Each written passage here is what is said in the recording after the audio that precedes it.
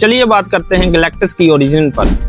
करोड़ों अरबों साल पहले हमारे यूनिवर्स के क्रिएशन से पहले भी एक यूनिवर्स था। उस यूनिवर्स में एक प्लेनेट था जिसका नाम था टा, और वहाँ की टेक्नोलॉजी हमारी टेक्नोलॉजी से कहीं ज्यादा एडवांस थी। उसी प्लेनेट पर एक साइंटिस्ट रहता था जिसका नाम था गैलन।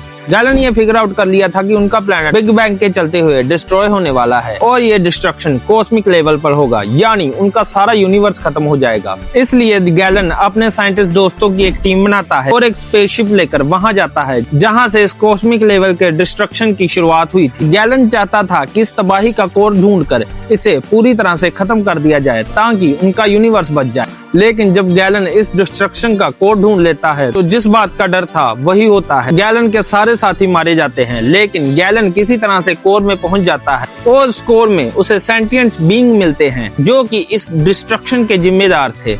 लेकिन किसी वजह से वह बीइंग गैलेक्टस के साथ मर्ज हो जाते हैं और गैलेक्टस एक कॉस्मिक लेवल की एंटिटी बन जाता है। वह काफी देर तक स्पेस में सोया रहता है जब तक उसे एक वॉचर नहीं मिलता और वॉचर गलती से उसे जगा देता है। लेकिन अब तक गैलन एक एनर्जी के रूप में होता है, इसलिए वह एक शरीर पाने के लिए अपने ही स्पेसशिप का एक शेल बनाता है और उसमें और हजारों और करोड़ों साल तक सोया रहता है और इवोल्व होता रहता है। वह कई लाइट ईयर का सफर करता है और फिर वह एक आर्क्यूपिया नाम के प्लेनेट पर पहुंचता है। वहां के लोग गैलन के शेल को एक दुश्मन का स्पेसशिप मानते हैं और इस पर हमला कर देते हैं। शेल के डिस्ट्रॉय होते ही उसमें से गैलन निकलता है जो कि अब गैलेक्टस बन चुका है और अपने फाइनल फॉर्म में आ चुका है।